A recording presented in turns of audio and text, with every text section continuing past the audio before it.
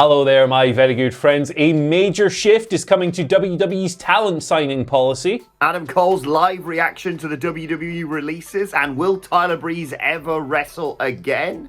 One released WWE wrestler has reportedly had their non-compete clause shortened. And two of the wrestlers released last week were apparently planned to be a part of a major storyline. I'm Adam Wilborn.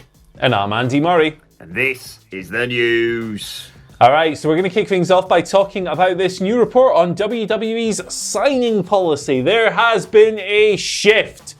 Little guys are out. Big beefy boys are in. This is at least the word of Dave Meltzer on Wrestling Observer Radio, talking about the whole signing policy within WWE, saying specifically that WWE are moving away from smaller, older wrestlers and moving towards people who are at least 220 pounds and under 26 years of age. Now, as is often the case with like broad policies, you would think that, you know, if someone who's 30 years old and 205 pounds comes along and they're the best, they'd probably break the policy to sign them. But for years and years and years, the WWE policy has been these people who are in more advanced stages of their career. This whole period we've had over the past 5 years or so of signing seasoned indie wrestlers who've lots of experience and everything else. Now they're kind of going back to a model more in line with what you traditionally associate with WWE. So, I mean, we've seen some big beefy boys come into WWE recently, right? We've got Parker Boudreaux, part of the latest signing class. Bronson Rechsteiner, I believe, is a large man as well. So it's going to be interesting to see what comes to this. What do you think of this change in signing policy? I'm not exactly surprised by this, and certainly judging by what we saw over the last few days, their complete gutting of 205 Live, then yeah, it does seem to be the direction that the company's heading in. Also, whilst we're at it, ever rise rules. What are you thinking, WWE? I don't know. I always think you need a nice smorgasbord, a buffet of wrestlers. Like, don't get me wrong, I love myself a Big Jord or a Braun Strowman or, you know, Drew McIntyre, people like that. But I also think that, you know, it's you need a mixture of everything. So I'm not sure, like you say, this policy obviously isn't going to be strictly adhered to, but automatically ruling out a certain category of wrestler seems completely backward to it. But then this is the company who went, yeah, we don't really need Serena Deeb. She's not anything specialist. She's just a trainer. And look at what she's gone to do in AEW. What do you reckon, mate? Yeah, it's an interesting one. It's kind of a common complaint among a lot of people. Hey, wrestlers are too small these days, blah, blah, blah, blah, blah. I think that I disagree with that for the most part, but I do think there is a place for large, massive human beings. It's part of the spectacle. It's been part of wrestling's DNA for a long, long time.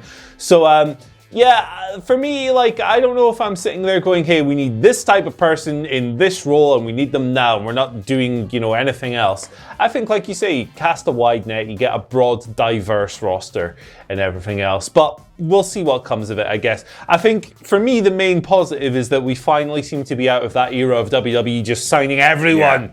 We're going to keep them, you can't have them. That kind of anti-competitive stuff that has eased off greatly since Nick Khan ascended to power in particular. WWE now ran a lot more like a business rather than a promotion trying to, you know, elbow the other promotions and everything else. So that to me is a positive. We shall see what comes of this, but I'm looking forward to seeing what, you know, some of the beefers that they've signed already in 2021 can do. So and as well as that, like, them not accommodating for or not, you know, aiming for the 205 lifestyle wrestlers, it's actually probably beneficial because they didn't really do anything with it. They didn't know what to do with it. So the likes of Tony Nese and his tiny knees and Buddy Murphy, although he's definitely not 205 pounds anymore, can go and do some great stuff elsewhere, because I really enjoy what they do, you know, like WrestleMania or the Super Showdown in Australia or whatever it was called. But let's talk a little bit more about those WWE releases, because many people saw that Adam Cole was Twitch streaming the game, let me work this out, Hollow Knight. Love that game. That and Super Mario, my big picks for games of 2021. I don't know, I've no idea. That's Scott Telford. Anyway, he was Twitch streaming that on Friday, and a Reddit user called Halton pointed out there's basically a point in the stream where you see Adam Cole receive a text message and is visibly shaken by it all. Understandably, really. It's shocking anyway when, you know, people you work with in a company just suddenly, drop of a hat, are gone. It shocked us here at WhatCulture. We felt like we've surely got to have a bit of a pause before more releases. Not even more. They just keep coming. And obviously, when someone like Tyler Breeze, who's such a close friend of Adam Cole, gets released, it's devastating. And you can sort of see that if you go and check out the clips from that Twitch stream. As Big E, I believe, said on a .com exclusive, I love myself a cool Breeze. And talking of Tyler Breeze, by the way, also love Fandango, going to really miss him as well. He claimed he doesn't know if he's going to ever wrestle again. He also talked about this on Twitch. He was doing a stream on Sunday and he said, will I continue my wrestling career? I don't know. We'll have to see. I haven't decided yet. I do hope he does. I know he's got the gym, of course, where he trains people with Sean Spears, which is doing great guns. But a real loss if he doesn't wrestle again, Andy.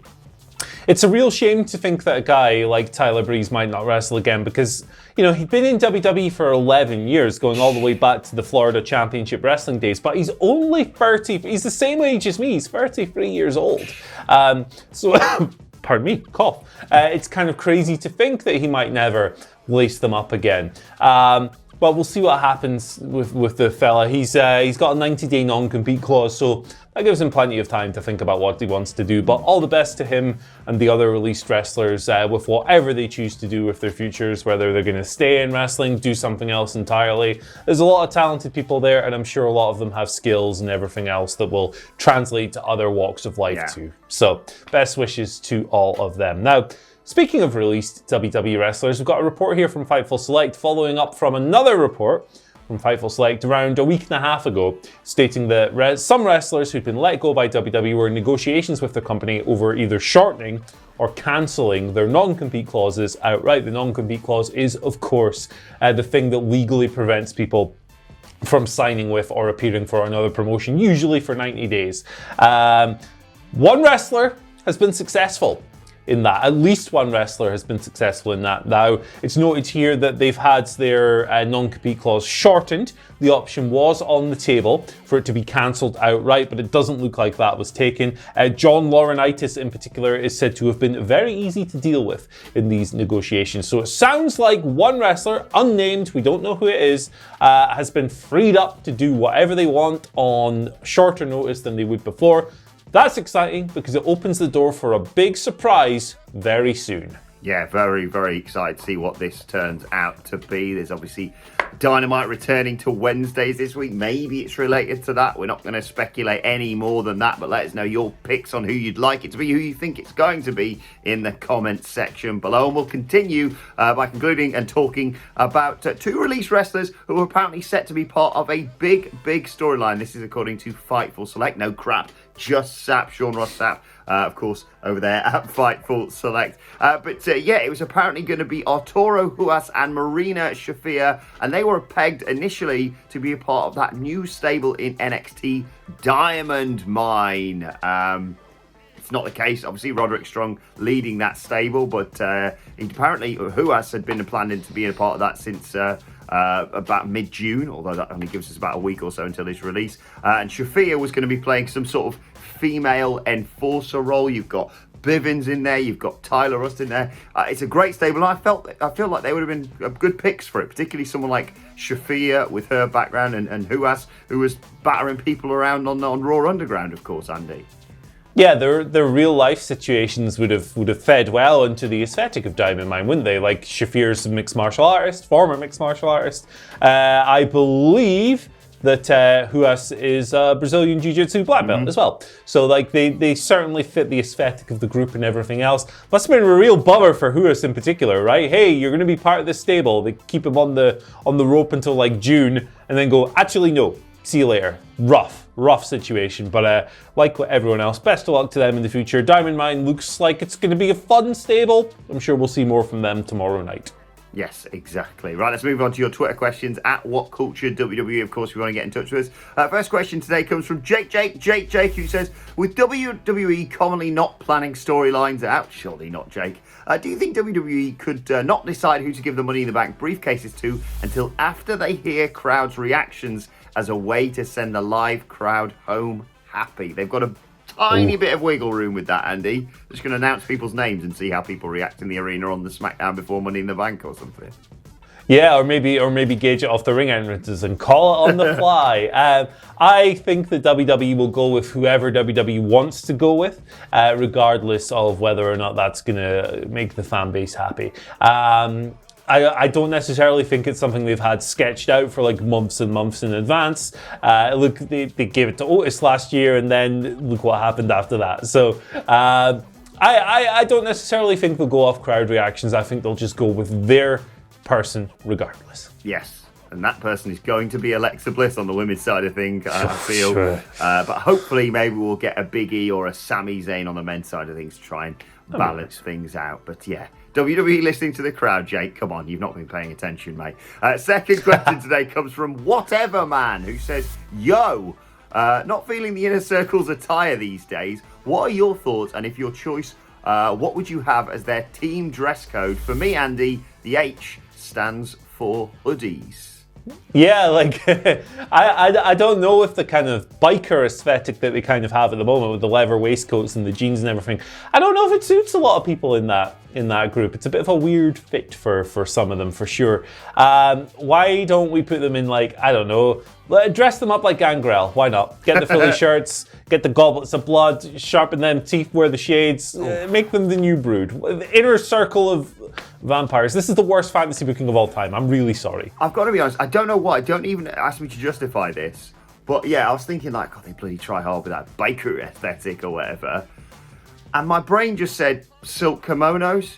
I don't know why. Don't ask me why. I would Very really sexy. like to see Jake Hager in a silk kimono. And I feel like it's also something that Chris Jericho definitely already has in his wardrobe. So yeah, let us know. Not a great answer to that question, but let us know your attire choices for the Inner Circle, what they look best. You can't do any worse than what me and Andy have just said there. Marky Luigi gives us our final question of the day. Marky writes, hello, gents. With WWE unjustifiably releasing talent, do you think crowds would try and hijack shows by chanting for their favourite released wrestlers? And, interesting addition here, Andy, should they do it? Ooh, I'm not in favour of telling crowds what to do. I'm not in favour of being, hey, crowds hijacking the show, how dare they? Because I think it's on the company's responsibility to provide entertainment that is entertaining enough for that not to happen. Your content has got to be so compelling that people want to cheer or boo for it organically instead of going, Braun Strowman or whatever after he's been released. So I'm not in favour of like saying they should or shouldn't do it. I think they should do what comes organically to them at the show and react to the content if the content's good. If the content's bad and fans reject it, that's the company's fault. As far as will they do it, I don't think so. I don't think so because I think it's going to be sooner rather than later before these people start showing up. We've got non-compete clauses expiring as soon as the next couple of weeks, some in August as well, of course. I think that when you're Aleister Blacks and when you're Iconics and everyone else, when these people start showing up on shows and they're back in the spotlight, I think people will kind of move on from it a little bit. Yeah, often I find as well, if you're doing something like that, you're actually doing more harm than good sometimes. WWE is like, well, we're going to give you more of this then, if that's what you don't want, or whatever it may be.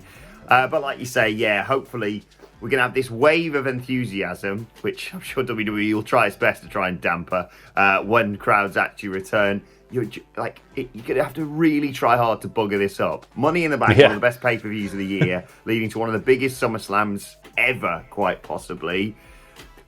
People won't have time to chant for the wrestlers that they miss almost. And by the time that they do, like you say, they'll have popped up elsewhere. So, yeah, I think for now, it's just, come on, positivity, guys. And I realise that's me saying he's always a grumpy bastard every Tuesday morning after Raw. But maybe, just maybe. Let's conclude by talking about today's and finally, and some homework for you if you haven't seen it already. Thanks to everyone who sent us this clip over the weekend.